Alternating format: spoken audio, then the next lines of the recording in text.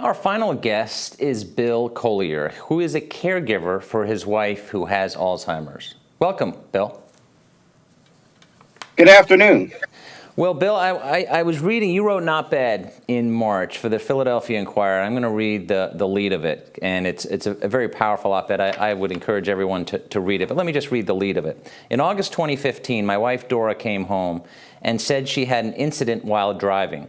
She had stopped at an intersection and suddenly couldn't remember where she was going. Can you take it from there and tell us about your wife? Well, I can just say, early treatment, early diagnostics is so critical.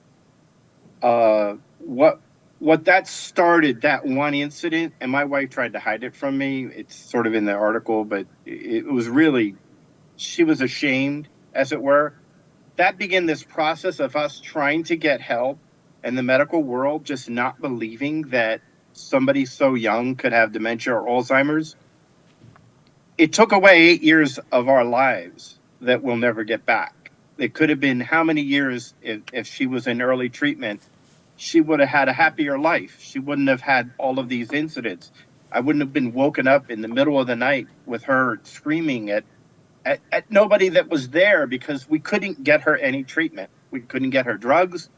We couldn't get her just any care. And Lord knows I couldn't get any uh, assistance from any government agency or anything like that.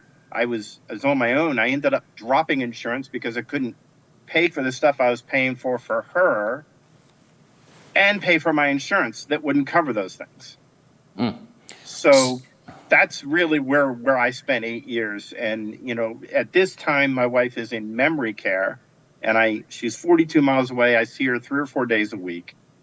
And they always ask me, why do you always come here? Do you feel like it's a duty? And I say, I can't be away from her. She's my wife. Mm-hmm. And all I ever want to do every day is just go see her.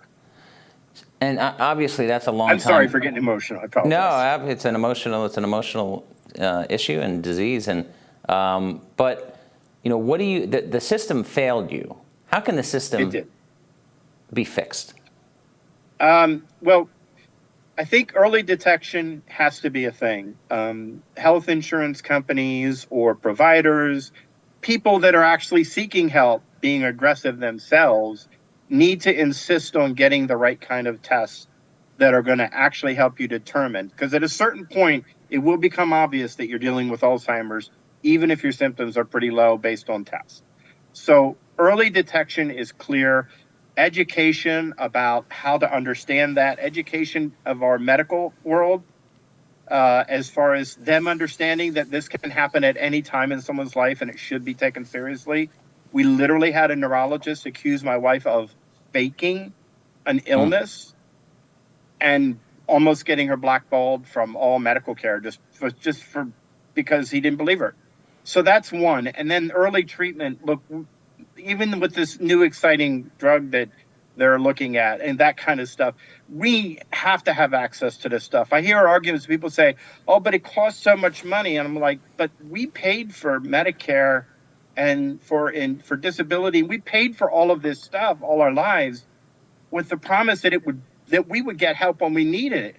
Well, nobody told us that there was going to be an economic calculation. Oh, sorry, it's too expensive to help you. Mm-hmm. I don't get that. That hurts really bad. It just cuts deep. And it is informative for others to hear this because obviously this disease affects so many people.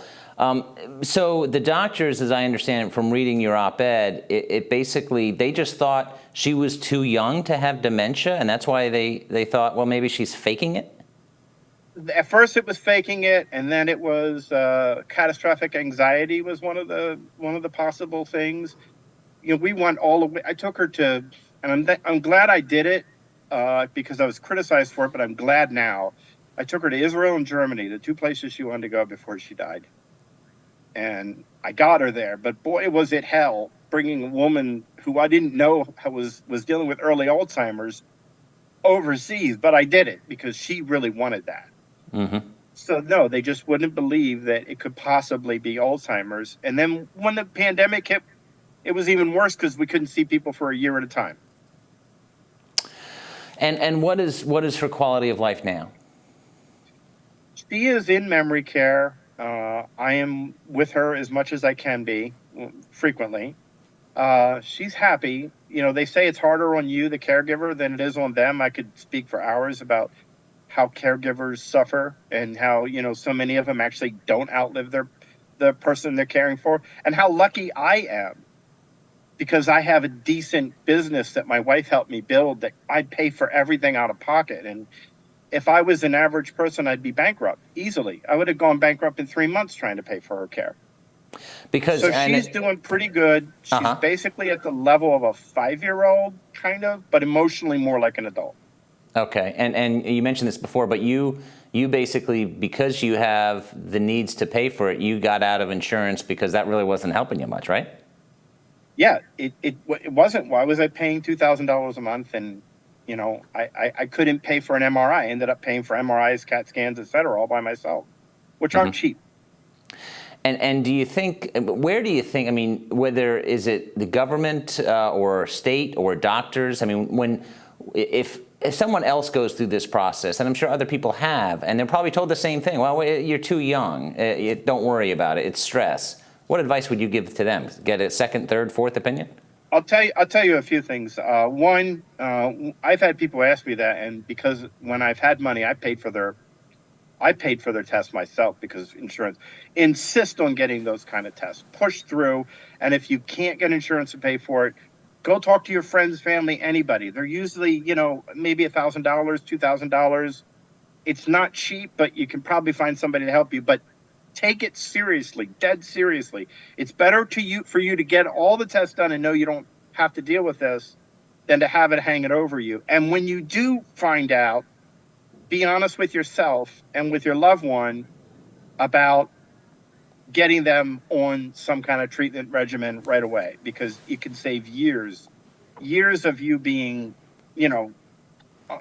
disconnected from your own brain. Bill, thank you for sharing your story, and hopefully it will help others who, obviously you've gone through quite an ordeal, and maybe others will avoid the ordeal you've gone through because of your advice. That is my hope. That's why I do the advocacy. Yes. And that's why these stories are very important, these personal stories. Thank you so much. All right. Have a great day. That brings us to the end of our program. A big thank you to our sponsor, Eli Lilly, and to all of you for watching. For those of you who missed any of the conversations this afternoon, we'll have video from the event up on our website, thehill.com, shortly. I'm Bob Cusack. Have a great rest of your day.